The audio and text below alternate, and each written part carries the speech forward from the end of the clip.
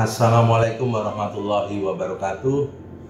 Alhamdulillahilladzi arsala rasulahu bil huda wa dinil haq liyudhhirahu 'ala dini kulli wa kafa billahi shahida.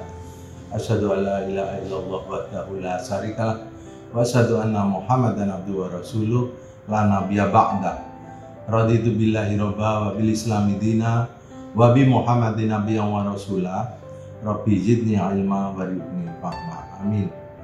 Bapak-bapak, ibu-ibu, saudara-saudara kaum muslimin dan muslimat, jamaah Ramadan yang berbahagia. Pertama-tama, marilah kita senantiasa bersyukur kehadirat Allah Subhanahu wa Ta'ala yang telah memberikan kesempatan kepada kita untuk melaksanakan ibadah di bulan Ramadan. Semoga semua amal ibadah kita dapat diterima Allah Subhanahu wa Ta'ala dan dibalasnya dengan pahala yang berlipat ganda. Kemudian sholawat dan salam semoga dilimpahkan Allah kepada Nabi besar Muhammad Shallallahu Alaihi Wasallam yang telah berjuang menyampaikan risalah Islamiyah sebagai petunjuk dan pedoman hidup bagi seluruh umat manusia. Begitu juga untuk keluarga dan sahabat-sahabat beliau serta siapa saja yang mengikuti sunnahnya dengan penuh keimanan dan keikhlasan sampai hari akhir nanti. Bulan Ramadan merupakan kawah candra di muka agar kita menjadi orang-orang yang bertakwa sebagaimana firman Allah Subhanahu wa Ta'ala, ya ayyuhalladzina amanu kutiba alaikumusiyam kama kutiba alal ladzina min qablikum la'allakum tattaqun. Wahai orang-orang yang beriman, diwajibkan atas kamu berpuasa sebagaimana diwajibkan atas orang-orang sebelum kalian agar kamu bertakwa. Quran surat Al-Baqarah ayat 183.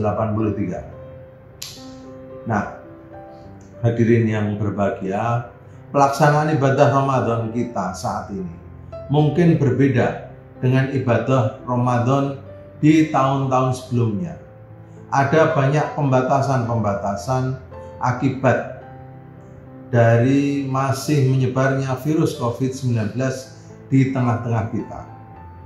Yang tadinya kita dapat bertakjil di masjid-masjid, maka sekarang tradisi itu hilang. Atau yang biasa sholat tarawih berjamaah dengan banyak orang sekarang sangat dibatasi dan lain sebagainya. Implikasi dari merebaknya virus COVID-19 sangat terasa bukan saja dalam pelaksanaan ibadah di bulan Ramadan, tapi implikasinya sangat luas, baik dari sisi ekonomi yang ditunjukkan dengan makin berkurangnya income untuk keluarga,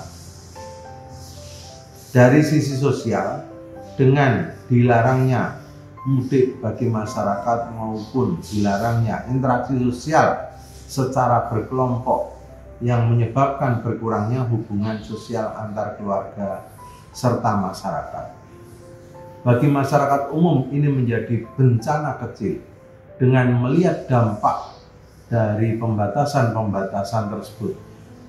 Namun bagi orang yang beriman, hal ini merupakan cobaan yang harus dihadapi dengan kelapangan dada serta tetap menjalankan ibadah puasa dan qiyamul lail yang pahalanya tidak terhitung nilainya di sisi Allah Subhanahu wa Ta'ala. Allah berfirman bahwa orang yang senantiasa bersyukur terhadap Allah, pastilah Allah akan menambah karunia, dan barang siapa yang mengingkari nikmat Allah, maka Allah menjanjikan azab yang sangat pedih. Dan ketahuilah bahwa janji Allah pada saatnya nanti pasti akan terjadi. Bagi orang-orang yang bertakwa, berkembangnya wabah COVID-19 di bulan Ramadan merupakan tambahan ujian yang maha berat yang harus dilaluinya dengan baik. Ujian ini dalam bentuk menahan diri semata-mata tidak makan, tidak minum, dan tidak melakukan hubungan suami istri, menahan panca indera dan anggota tubuh lainnya dari perbuatan-perbuatan yang mendatangkan dosa, menahan hati nurani untuk tidak melakukan perbuatan-perbuatan yang dimurkai Allah seperti hasad, dendam, dengki, takabur, dan sebagainya. Bagi yang berhasil menjalankannya, sesungguhnya dia telah menggapai kesalehan individu, yakni derajat takwa. Secara bahasa Arab, takwa berasal dari fi'il itaqoyatoki, yang artinya berhati-hati. Ya, takwa itu artinya berhati-hati. Jadi takwa itu berasal dari fi'il itaqoyatoki, artinya berhati-hati, waspada, takut. Nah, bertakwa dari maksiat maksudnya waspada atau takut terjerumus dalam hal maksiat. Namun secara istilah, definisi takwa yang terindah adalah yang diungkapkan oleh Taib bin Habib al-An-Nazi, yang beliau menyampaikan al-amalu bi ta'atillah roja'at tawabillah wa tarhima atilah, ya. Ala nauri minallahi makhafat adabillah. Takwa adalah mengamalkan ketaatan kepada Allah dengan cahaya Allah, mengharap ampunan Allah, meninggalkan maksiat dengan cahaya Allah, dan takut terhadap azab dari Allah. Itu menurut Talq bin Habib al-An-Naji. Nah, demikianlah sifat orang yang bertakwa. Orang yang bertakwa beribadah, bermuamalah, bergaul, mengerjakan kebaikan karena ia teringat dalil yang menjanjikan ganjaran dari Allah Ta'ala, bukan atas dasar ikut-ikutan tradisi, taklid buta, atau orientasi duniawi.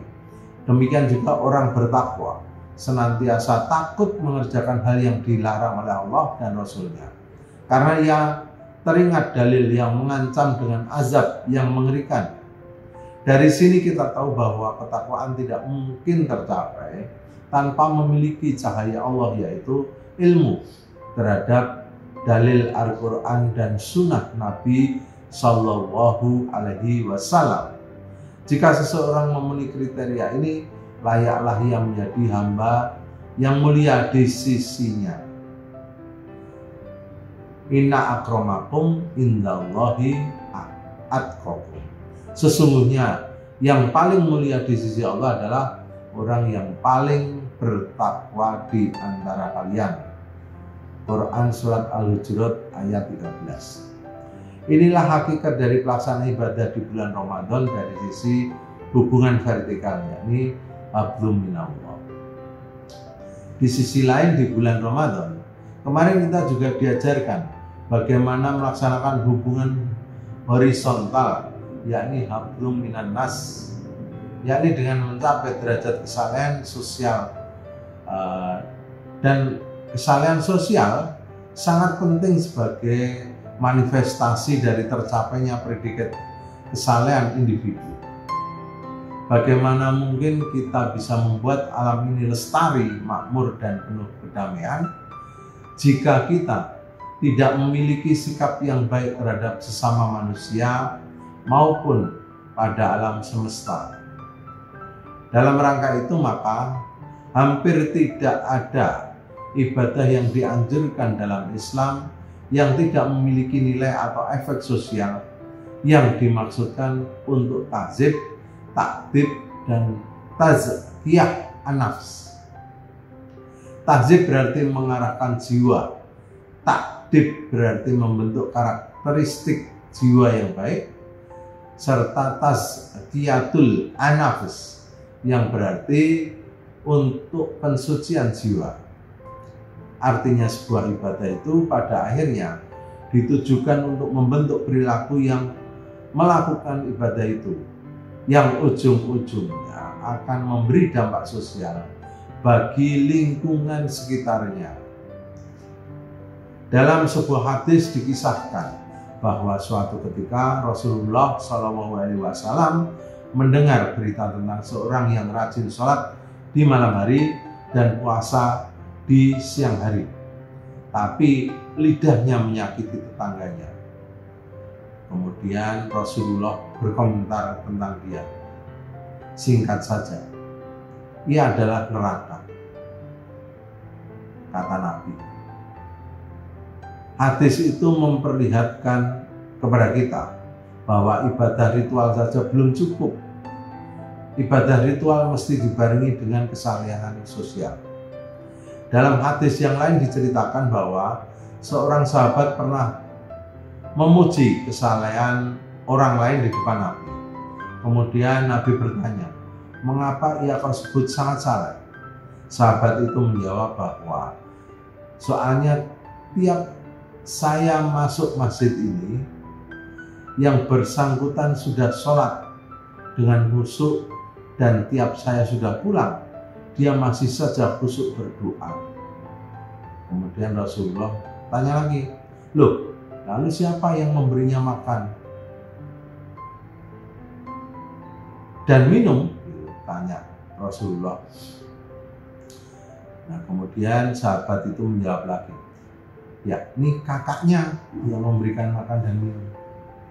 Kemudian Rasulullah menyahut, ya, kakaknya itulah yang layak disebut saleh, sebut Rasulullah SAW. Nah, Rasulullah kemudian mengajarkan kepada kita agar bersikap dermawan, baik dalam bentuk memberikan zakat, infak maupun sedekah di bulan Ramadan ini, sebagaimana diutarakan oleh Imam Syafi'i, Al-Qadhi, Abu Ya'la, dan yang lainnya, rahimahumullah. Sesuatu yang paling disuka oleh seseorang dalam menambah kedermawanan di bulan Ramadan adalah karena mencontoh kepada Rasulullah Shallallahu Alaihi Wasallam.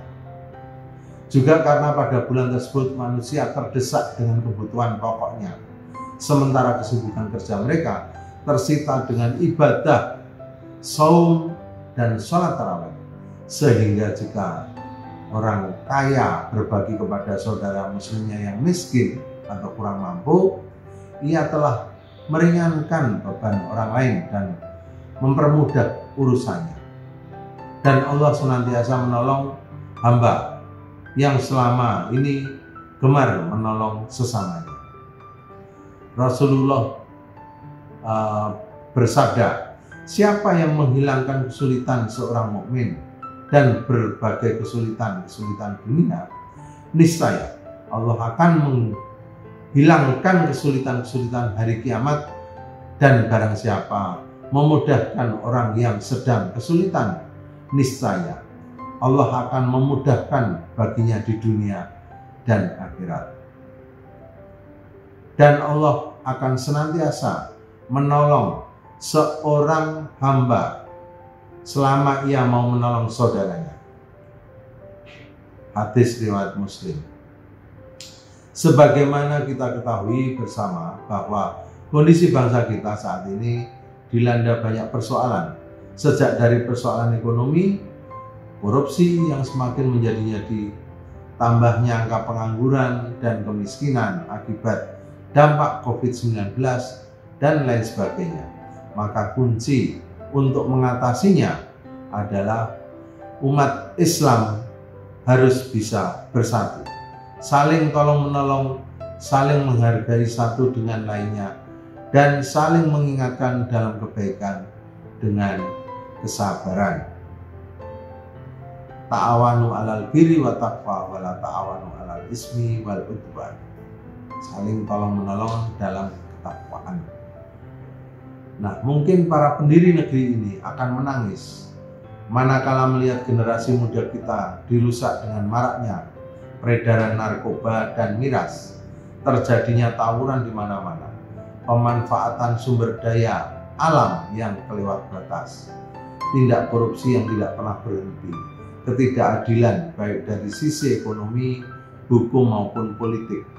Bahkan masih adanya penyalahgunaan wewenang di sekeliling kita, yang sesungguhnya hal ini bisa dihindari jika umat memiliki kesalehan individu yang kuat. Puasa menjadikan keimanan kita semakin kokoh, dan kekokohan itu juga yang akan melahirkan sikap takwa yang lebih sempurna. Dan ketika suatu masyarakat telah memiliki ketokohan, akidah yang tercermin dalam ketakwaan yang kuat, maka akan terbentuk kualitas masyarakat yang kita dambakan. Seperti digambarkan oleh Sayyid Qutb dalam tafsir Bil Dilalil Quran, apabila terjadi kerusakan pada suatu generasi manusia, maka untuk memperbaikinya bukan dengan memperketat peraturan dan hukum terhadap mereka, melainkan dengan jalan memperbaiki pendidikan dan hati mereka, serta menghidupkan rasa takwa di dalam hati mereka. Di sisi lain, Islam juga mengajarkan dalam penyelesaian persoalan masyarakat dengan cara pembentukan kesalahan sosial. Salah satu bentuk kepedulian sosial yang menjadi pesan moral puasa adalah ikut merasakan kondisi yang sering dialami fakir miskin, yakni rasa lapar dan dahaga. Oleh karena itu, ibadah puasa mensyaratkan pelakunya untuk tidak minum dan makan mulai terbit fajar sampai tenggelamnya matahari. Bahkan bagi orang-orang yang tidak sanggup berpuasa, menurut Al-Quran, diharuskan mengeluarkan fidyah buat orang-orang yang miskin. Jadi kalaupun tidak sanggup menjalankan ritus puasa, paling tidak pesan moral puasa yakni menyantuni fakir dan miskin mampu diwujudkan. Demikian pula, salah satu kifarat bagi orang yang batal puasanya karena melakukan hubungan suami istri pada siang hari adalah membebaskan budak atau memberi makan 60 orang warga miskin. Perhatian dan santunan terhadap fakir dan miskin juga terlihat dari kewajiban mengeluarkan zakat dan fitrah sebagai penutup penyempurnaan ibadah puasa. Kepedulian sosial semacam ini secara tegas disebut Nabi Muhammad SAW sebagai ciri mukmin.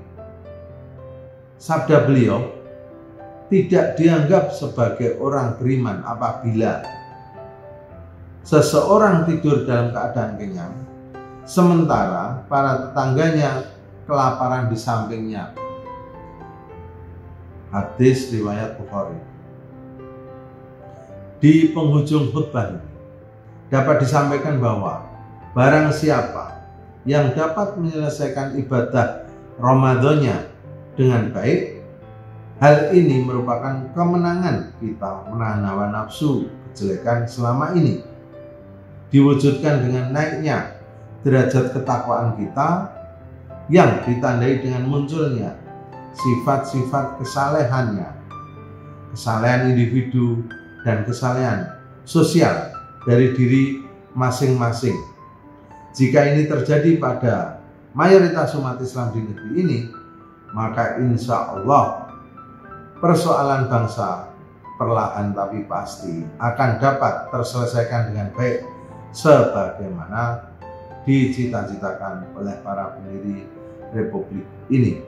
Demikian khutbah kali ini kita sampaikan. Kurang lebihnya mohon maaf. Wassalamualaikum warahmatullahi wabarakatuh.